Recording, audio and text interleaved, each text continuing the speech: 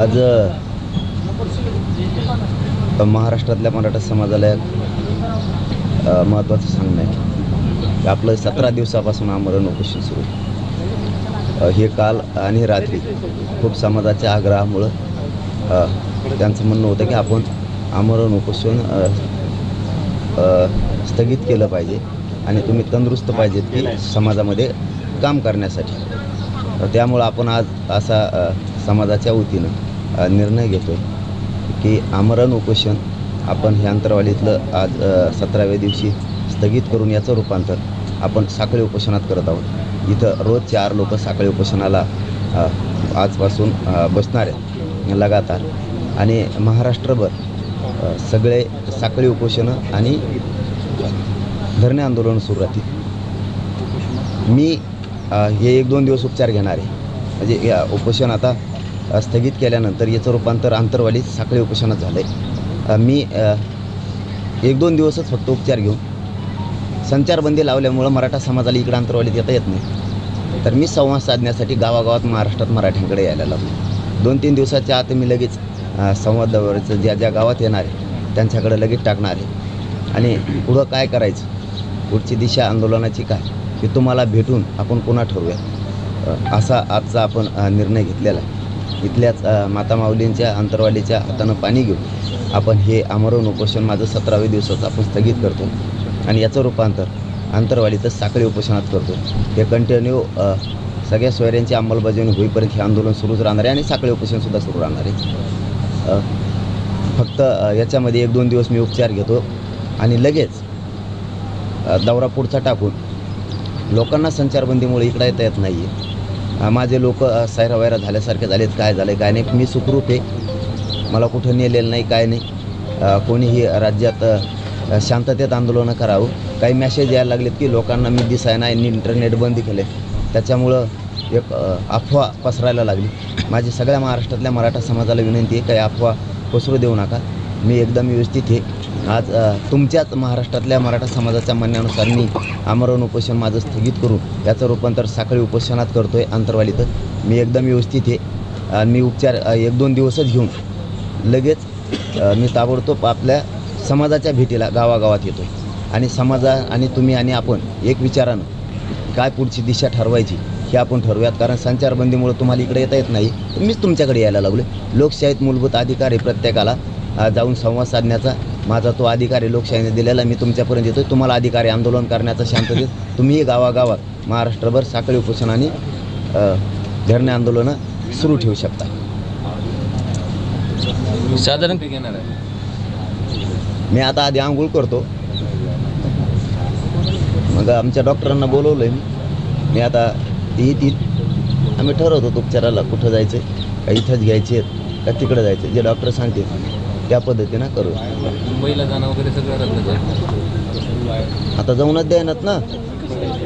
सांगा तुम्ही, फोन करून लगेच निघो तुम्ही. आत्ता काय अडचण, ते जाऊनच द्या ना. काय करू, मस्त माझा जीव चालला आहे. त्यांनी ठेवलं होतं पण हटणार नाही. त्यांनी, मी तुम्हाला आता प्रामाणिकपणाने सांगतो की देवेंद्र फडणवीसची जबाबदारी होती ती मी पार पाडली. रात्री 5,000 महिला होत्या आणि 25,000 लोक होते. यांना रात्रीच त्या देवेंद्र फडणवीसला काहीतरी घडून आणायचे. लोक सायरा वायरा किती पळाले असते राहणार किंवा उत्तरं प्रत्युत्तरं जर झाली असतील पोलिसांमध्ये आणि मराठ्यांमध्ये, तर याला दुसऱ्यांदा अंतरवाली घडवायची होती परत ह्या देवेंद्र फडणवीसला. मी राज्य बेचिराग होण्यापासून वाचवलं आहे. हे देवेंद्र फडणवीसचं काम होतं. जर इथं काही लाठीचार्ज झाला असता सकाळी आज किंवा रात्री बी, तर राज्यातला मराठा सगळा पेटून उठला असता. पुन्हा एकदा राज्य बेचिराग होण्यापासून या देवेंद्र फडणवीसमुळे मी वाचवलं. पहिला हल्ला देवेंद्र फडणवीसनीच केलेला. तोच म्हणला मग ह्या पोलिसाला हाणलंय. जनता नाही आहे माझी, जनतेनेच पोलिसाला हाणलं. आणखीन केसेस मागे घेतल्या नाही म्हणून तसा. कशाचं उत्तर तसं आहे की म्हणून त्याने आत्तापर्यंत त्याला वाटलं असतं माझी जनता आहे, त्याने त्या केसेस आई बहिणीच्या मागे घेतल्या असत्या. त्याने पोलिस बाजूला सारावेत, सागरचा दरवाजा उघडावा, यायला तयार. पण सगळ्या सोयऱ्यापासून सुट्टी नाही. आणि आता विनंतीपूर्वक सांगतो शिंदेसाहेब आणि देवेंद्र फडणवीसला, तुम्हाला संधी आहे. मराठ्यांचे नाराजीचे लाट अंगावर घेऊ नका. सगळ्या सोयरीची अंमलबजावणी करायच्या मागं लागा तातडीनं. तुम्ही काल जे केलं ते चांगलं केलेलं नाही आहे. तुम्ही चक्रव्यूह रचला होता, तो आम्ही तोडला. तुमचं स्वप्न होतं देवेंद्र फडणवीस पुन्हा एकदा राज्यात दंगल झाली पाहिजे, नाही होऊ दिलं. काल राज्य बेचिराग नाही होऊ दिलं नसता. काल जर तुम्ही पोलिसांनी लोकांवरती लाठीचार्ज केला असता, त्याला प्रत्युत्तर काय झालं असतं तर पुरं राज्य चेतलं असतं. पुन्हा राज्य बेचिराग झालं असतं. जरा डोके ठेप्यावर ठेवून विचार करून बघा. देवेंद्र फडणवीस तुम्ही गृहमंत्री आहे, कालची परिस्थिती काय झाली असती? तुम्ही लपून बसला असतात बंगल्यात, पण राज्य उभं जळालं असतं का? हे नरेंद्र मोदी साहेबांसुद्धा विचार करणं गरजेचं आहे. राज्यातल्या सगळ्या नागरिकांना सुद्धा विचार करणं गरजेचं आहे. तुमच्या विरोधात 2 गुन्हे दाखल झालेले आहेत बीड जिल्ह्यामध्ये, एक अंबळनेर पोलीस स्टेशन आणि एक शिरूर पोलीस स्टेशन. दोनही ठिकाणी विनापरवाना रस्ता रोको केल्याप्रकरणी तुम्हाला देखील त्यामध्ये आरोपी करण्यात आले. मी कुठं रस्ता रोको केला? मी कुठं रस्ता रोको केला?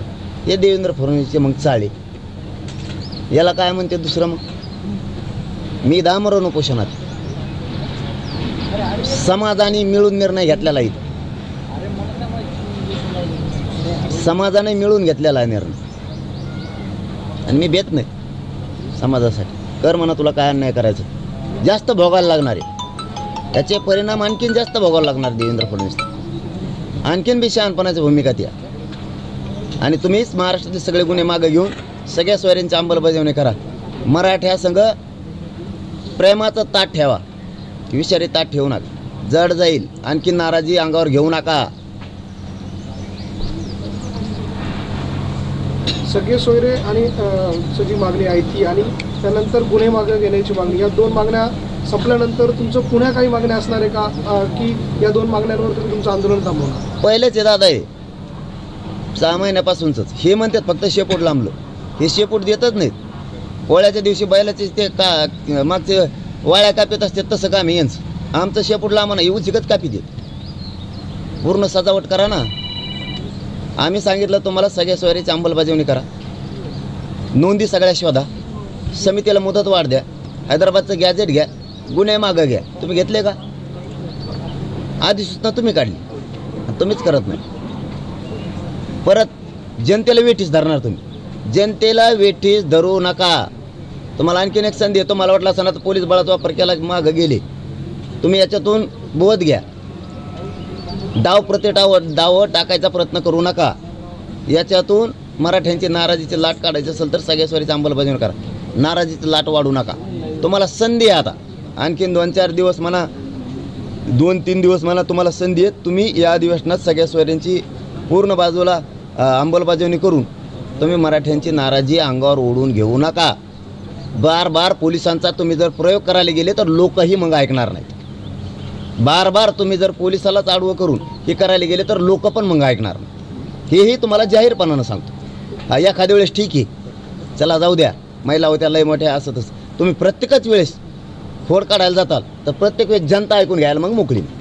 गुन्हे कुठले मागे घ्यायचे? अंतर्वालीमधले की जे पुऱ्या राज्यातली? त्यांनी शब्द दिले. बीडमध्ये ज्या पद्धतीने घरं झाले, लोकांच्या घरांमध्ये घुसून हल्ले करण्यात आले, ते पण गुन्हे मागे घ्यायचे की फक्त अंतर्वालीमधले घ्यायचे?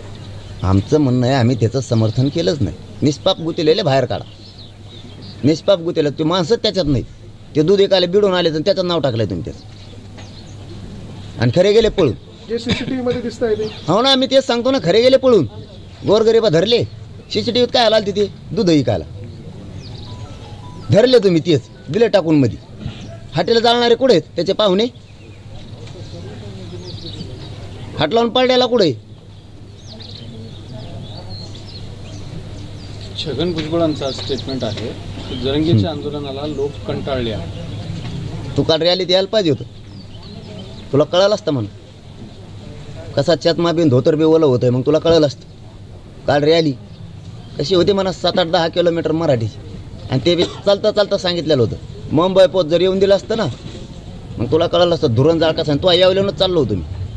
हो, तो यावल्यानंच चाललो होतो. कसा धुरण जाळ असतं तुला कळालं असतं. पण आम्ही कायद्याचा सन्मान केलेला आहे काल. याचा पुरेपूर फायदा देवेंद्र फडणवीसने उचलावा आणि मराठ्यांची नाराजी दूर करावी आणि सगळ्या सोयऱ्यांचे करावं. बार जर तो प्रयोग करायचा प्रयत्न केला, अंतरवालीत एकदा झालं, तुम्ही इकडं करणार तिकडं, मराठी ऐकत नसतात. मग तुम्हाला हे जाहीर सांगतो. हा, तुम्ही बार जर तेच काय म्हणतात ना, शिळ्या कढीला जर तुम्ही उतो आणायला लागले बार बार लोक नसतात ऐकत. मग घ्या समजून घ्यायचं असलं तर. आणि मी काय हटत नाही, मी निष्ठा ऐकू शकत नाही, 10% मी घेऊ स्वीकारू शकत नाही. मला पाहिजे तो ओबीसीतून पाहिजे आणि सगळ्या स्वाऱ्यांचंच पाहिजे. मी माझ्या मराठ्याला अंधारात ठेवू शकत नाही. तुम्ही इथं बंदी घातली, मी 2 दिवस उपचार घेऊन मी जनतेत जाईल दर्शनाला, जनतेचे मला अधिकार आहे. मी चाललो गावोगावी मराठा बांधवनं तुमच्याकडे यायलो. पाटील, या तिन्ही राज्य आहेत यांनी जे दडपण आणायचं होतं, जे षडयंत्र रचायचं होतं, जे तुम्ही सांगितलं, आता पुन्हा कैफियत त्यांच्याच त्यांच्याच दरबारात जाणार आहे, पुन्हा मागणी त्यांच्याच ह्याच्यात होणार आहे. त्यांच्यावरच आरोप केले तुम्ही विष प्रयोगाचे, संचारबंदी त्यांनीच लावली, तुम्हाला मुंबईला जाण्यापासून त्यांनीच रोखलं आहे, त्यांनी कशा आडकाट्या आणल्या हे सगळं तुम्हीच सांगितलं. आता सगळ्या सोयऱ्यांची अंमलबजावणीसाठी पुन्हा आपल्याला त्यांच्याकडेच जायचं. आम्हाला काय जायचं, आम्ही आमचं आंदोलन, त्यांना गरज असली ती येते. 16 दिवस नाही आली ती, असली जनतेची गरज ती येते. आम्ही आमच्या लोकशाही मार्गाने आंदोलन आमचे सुरू. फक्त मध्ये थोडा आता 4-2 दिवसाचा गॅप टाकू, आम्हाला थोडा उपचार घ्यावा लागतील. आम्ही आमच्या याने व्यवस्थित करू ना, काही अडचण नाही. सरकार किती दिवस आता, 12-13 दिवस, मग जनतेच्याच हातात आहे. आमच्या 5-6 मोठ्या जातीवर काय अन्याय झाले आम्हाला माहिती आहे. मग म्हणून सांगतो आणखीन चान्स आहे, चान्स व्हायला घालू नका. मराठ्यांची नाराजी धुवून काढायची असली तर सगळ्या स्वारीची अंमलबजावणी करा. मराठ्यांची पुन्हा जर नाराजीत लाट उसळली, मी बोलतो हे प्रत्येक वेळेस खरंच होत असतं, तर तुम्हाला गैस नाही तुमची. आणि बार बार पोलिसाच्या आडून तुम्ही अडवायचा प्रयत्न करता. मराठी तरी किती दिवस सहन करते? सहन करायच्या काही मर्यादा असतात का नाहीत? तुम्ही आमचाच अंत बघायला लागलात. सहन करायच्या काही मर्यादा आहे? राज्य देवेंद्र फडणवीसांनी बेचिराग करू नये. पाटील, एक अशी चर्चा सुरू आहे की तुम्ही सरकारला अडचणीत आणण्यासाठी लोकसभेला 12 मराठा तगडी उमेदवार उभे करणार असल्याची चर्चा सुरू आहे. याला कोण हवं ते चर्चा करणं, त्याला काही काम आहे का नाही? इकडं आमचा काय फेसपाड आंदोलनं करू राजकारण आपल्या डोक्यात नाही, कधी करणार बी नाही. आपल्या डोक्यातच नाही ना, तर याला मागच धवशील असतं तुमच्या सगळी शिटा पाडून टाकीन म्हणून. ते डोक्यातच नाही आपल्या. सरकारनं 10% आरक्षण 12 दिवस सरकार राहिले आणि 12 दिवसानंतर तुम्ही काय भूमिका घेणार आहात? मग राजकीय भूमिका घेणार आहात? त्याचा अर्थ तसा नाही. 12 दिवस राहिलं म्हणजे तुम्हाला आज जी पावर आहे आमच्या विरोधात चालवायची ती 12 दिवसांनी राहणार नाही. पुढं जनतेच्या डोक्यात काय असेल मी काय सांगू आताच, जनता काय करू शकते. काल आपण मराठा समाजाला संबोधित करताना आणि मराठा समाजाने आपल्याला विनंती केली होती की आपण पाणी घ्यावं आणि आपण उपचार घ्यावे. तुम्ही त्यांना असं म्हटलं की ज्या ज्या वेळेस असं आरक्षण जवळ येतं त्यावेळी तुम्ही मला भावनिक करता आणि भावनिक करून तुम्ही मला त्या आरक्षणापासून किंवा तुमच्या मुद्द्यापासून दूर घेऊन जाता. काल समाज सांगत होता त्यावेळेस तुम्ही ऐकलं नाही. तो शब्द समाजाला नाही म्हणलो, 2-4 जणांना म्हणलो मी. समाजाचा शब्द ऐकला आणि पाणी पिलं, अर्थाचा गैरअर्थ होईल. ते 2-4 जणांना म्हणलो मी की प्रत्येक वेळेस जवळ बसून तुम्ही ते भावनिक करताय आणि समाजाने सांगितलं तुम्ही पाणी प्या, समाजाचं ऐकून पाणी पिलं. मला टप्पे चांगले लक्षात येतात आणि कळते सुद्धा. आणि होतं तसं, कारण मी एखाद्याला भावनिक केलं तर आता तू नको जाऊ तर माणूस भावनिक होत असतो, किंवा हे कर तर माणूस ते केल्याने ते होईल तर माणूस भावनिक होत असतो. रात्रीचे डाव देवेंद्र फडणवीस असे रचले ते उशिरा लक्षात आले. त्याला हे रात्रीच घडून आणायचं होतं. रात्र असताना, वायरेची रात्र असताना म्हणतात तसं, त्याला रात्रीच महिलांवरती हल्ला घडून आणायचा होता. 4-5 हजार महिला होते, 20-25 हजार लोक होते. आणि समजा त्या चकमकीत एकमेकाविषयी एकमेकाला प्रत्युत्तर दिलं असतं, माता मावल्या रस्त्याने अंधारात कुंकड पडल्या असत्या, पळाल्या असत्या, तर हे दुसऱ्यांदा डाग होता त्याला. आणि त्याच्यात राज्य किती चेतलं असतं, किती बेचिराग झालं असतं. कोणचा गृहमंत्री असा तरी चला जाऊ द्या, तुम्हाला संधी आणखीन. तुम्ही सगळ्या सवारीचं अंमलबजावणी द्या. मराठ्यांच्या नाराजीचं लाट अंगावर घेऊ नका. मी हे आमरण उपोषण आज फक्त स्थगित करतोय. मी उपचार घेतो, याचं रूपांतर अंतर्वालीत पुन्हा साखळी उपोषणात झालं. राज्यातल्या मराठ्यांचं म्हणणं होतं ते मी आज पूर्ण केलं आहे. आता मी जनतेत जाणार आहे. लोकांना संचारबंदी लावल्यामुळे इकडे येता येत नाही. 2-4 दिवस मी उपचार घेऊन मी गावोगावी लोकांकडे चाललो आहे, गावागावात ही घेतो आहे. महाराष्ट्रातल्या मराठा समाजाला विनंती आहे, कोणी त्याची शेप्या फुलं हे काय लावू नका. मी गावात येतो, आपल्याला एकमेकाशी संवाद करायचा. त्याच्यात उभट टाईम जातो, बोलायचं राहून जातं आणि सगळंच राहून जातं. मिरवणूक नाही, काय नाही. प्रशासन आणि सरकारला तुम्ही विनंती कराल का की 3 संचारबंदी लागू आहे, त्याचबरोबर 3 जिल्ह्यांमध्ये इंटरनेट बंदी आहे, तर ती उठवावी म्हणून? त्यांना सांगतो उठा म्हणून. शेवटी मालक त्यांचे लय डेंजर आहेत, 3-3 राजे आहेत. एकदाच घोड्यावर एका मागं एक पुढं बसते तर मध्ये कोणी बसायचं टेन्शन आहे त्यांनाच. मागचा अडचणीत आणतो, पुढचा अडचणीत आणतो, ते अवघड आहे ती. आता मी तर काय सांगतो बाबा, करा आमचं नेट चालू, नाही केलं तर लोकांना पुढचे येतं आम्ही करू. आणि आणखीन दुसरं काय, संचारबंदी उठायची असली तर त्या आंबाडातच लावली, जसं काही झालं काप्या झाल्यात. अरे गृहमंत्री, तरी नाराजी काढा, नाराजी निघाल तुमची समाजावरची. हे आरक्षण दिल्यावर ह्योच समाज तुम्हाला डोक्यावर घेऊन नाचल. तुमचं समाजाचं आमचं काय शत्रुत्व नाही, पण ओबीसीतून आरक्षण सगळ्या स्वरात घेतल्याची सुट्टी नाही. किती नाटकं केली तरी अजिबात नाही, त्याच्यातून तर हटतच नाही. सुसंस्कृत महाराष्ट्रामध्ये आपण जी काल एकेरी भाषेचा वापर केला ते योग्य आहे का, अशा प्रकारचा प्रश्न सत्ताधारी आता उपस्थित करतात. सत्ताधाऱ्याला कामच काय, सत्ताधारी म्हणणार विरोधकाने आंदोलन बसिलं, आणि आंदोलक म्हणणार ते विरोधक म्हणणार सत्ताधाऱ्यानं बसिलं. एकेरी उल्लेख करायला आत्ता पोतवर गोड लागला ऐकून घ्यायला आमची स्वच्छ भाषा किंवा गोडीचं बोलणं. आम्ही तुम्हाला आवजावं बोललो, माय बाप म्हणलो, याच्यापेक्षा काय पाहिजे तुम्हाला सन्मान. 5 महिने जाऊ द्या ते कुंकड का बघा ना, मी 5 महिने तुमच्याच शब्दाचा सन्मान केला ना. त्यात शिंदे साहेब असतील, फडणवीस साहेब असतील, सन्मानच केला प्रत्येक वेळेस माघारच, तेव्हा गोड लागलं.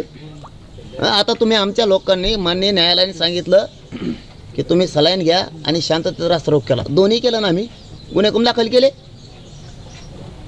लोकांकडून अपेक्षा ठेवायला आवजावं बोलायची, तसं वागावं लागतं. आरी डव चिनार मागून नांगराला बैल झोपेल्यासारखा. मग तुम्हाला आताचा फटका बसणारच ना त्या बैलाचा. असं नाही चालत. राज्य तुमच्या हातात आलं म्हणजे का तुम्ही तसं कसं बी नाही चालविणार. प्रत्येकच वेळेस पोलिसांचाच बळाचा वापर करणार, प्रत्येक वेळेस पोलिसांनी लोकांनी बी ऐकलं पाहिजे ना. मग तुम्ही जर बार तेच करताल तर मग लोकांना बी काही मर्यादा आहेत. लोक तरी किती दिवस सहनशीलता करणार आहेत. तुम्ही बार तेच वापर करणार, नावेला जे तुम्ही एकदा झालं 2दा झालं, तुम्ही बार त्या गृहमंत्री पदाचा वापर करून तुम्ही जर पोलिसांना बारच आडवं घालत असली तर मग लोक बी सहन नाही करणार. नावेलाच होऊ शकतो मग लोकांचा, पण शेवटी ते मराठी आहेत. मग पाटील, आतापर्यंत सरकारमधले नेते तुमच्या मागं कोण असा प्रश्न करत होते, मात्र आता विरोधक सुद्धा विचारत आहे की तुमच्या मागं कोण आहे त्याची चौकशी झाली पाहिजे. आताची कशी काय लाईन गाडी ठेप्याला आली आता याचा अर्थ सत्ताधाऱ्याला मेळ लागा ना, आणि कोणालाच नाही. आंतरराष्ट्रीय दर्जात घुसता का म्हणा, तिकाडा कुणी असला तर एखादा तिकडे जाता का, अमेरिका, कॅनडा, हाँगकाँग असं काय आहे तिकडे जाता का, जरा येता का, जरा उड्या हाणून तिकडून इमान फोकाटच येतो मला, आमच्याच पैशाच आहे. काय राव, यांनाच लाज वाटली पाहिजे. अरे एवढी मोठी जनता उठली, कधी नाही 70-80 वर्षात उठली. एवढा मोठा उठाव झाला. बारीक 3 वर्षाच्या लेकरापासून 90 वर्षाच्या 92 वर्षाच्या म्हाताऱ्या माणसासुद्धा घोषणा द्यायला लागली. एवढं तर कळायला पाहिजे, एवढी जनता पेट घेतला, एवढं तर कळायला पाहिजे. रोखू शकत नाही. तुम्हाला सांगतो, तुमच्या डोक्यात गैरसमज असणं रात्रीचा आता काढून टाका. गृहमंत्री साहेब, तुम्ही नव्यानं याच्यात बदल करा, लोकांची नाराजी काढा, सगळे स्वारीचं अंमलबजावणी देऊ. बार लोक पोलिसाला सुद्धा थांबत नसतेत. आणि अंतर्वालीचा प्रयोग झाला तो पुन्हा स्वप्न बघू नका. कारण रात्री जर डाग लागला असता तुमचं तो आयुष्य संपलंच असतं, पण पुरं राज्य बेचेराक झालं असतं. रात्री पुरं राज्य ते वाचविलं आहे पठ्ठ्याने. तुझी जबाबदारी होती, मी वाचविलं बेचेराक होण्यापासून. नसता रात्री जर मायलेली एक बी काठी लागली असती. 5,000 मायला होत्या आणि 25,000 लोक होते, त्यांना पळायला सुद्धा जागा नव्हती. रात्री जर झालं असतं तर उभं राज्य चेतलं असतं फक्त तुझ्यामुळं. पण तुझं स्वप्न मी पूर्ण नाही होऊन दिलं, तुला रात्री ते करायचं होतं. आणि माझ्या कोण गोडी गुलाबीची अपेक्षा असली एकेरी बोलू नाही, आणि मी आवजावं बोलावं तर सगळ्या स्वारीचं अंमलबजावणी करा. तुम्हाला मराठी डोक्यावर घेऊन नसती. पुन्हा एकदा नाराजीची लाट काढून टाका, नाराजीची लाट वाढू नका मराठीची, हे सांगणं आहे माझं तुम्हाला. चलो, धन्यवाद. मुंबईच्या वेशीवरून तुम्ही परत आला, कसं आता काय हे आमच्या महिलांकडून पाणी घेतो, आंघोळ करतो आणि दवाखान्याला जातो. नाही, आता जे 2 गुन्हे दाखल झाले आहेत त्यावरनं असं दिसतंय की प्रत्येक ठिकाणी तुमच्या विरोधात अशाच प्रकारचे गुन्हे दाखल केले जाऊ शकतात, कारण की तिथं तुम्ही उपस्थित नव्हतात. म्हणजे पूर्वी जसं राज ठाकरेंच्या विरोधात तोडफोडीच्या सगळ्या महाराष्ट्रभर गुन्हे दाखल केले गेले होते, तशाच पद्धतीनं रास्ता रोकोच्या संदर्भात तुमच्या विरोधात अशा प्रकारचे गुन्हे दाखल होऊ शकतात असं या गुन्ह्यावरनं दिसतंय. त्यावर तुमची काय प्रतिक्रिया? त्यांच्या हातात आहे सत्ता कशी चालवायची. इंग्रजासारखी चालवायची का निजामशाही पद्धतीनं चालवायची. गृहमंत्र्यांच्या आणि मुख्यमंत्र्यांच्या हातात आहे. दोघं ठरवतील कसं करायचं. पण लाट पुन्हा उसळणार मग राज्यात तुमच्या विरोधात नाराजी, हे सुद्धा लक्षात ठेवा. पाटील आज अजय बारसकर महाराजांना बोलवा ना. पत्रकार परिषद घेतली, बोलून पुन्हा पत्रकार परिषद घेतली. तुम्ही त्यांची माफी मागावी असं म्हणलं. चला बोलवा ना.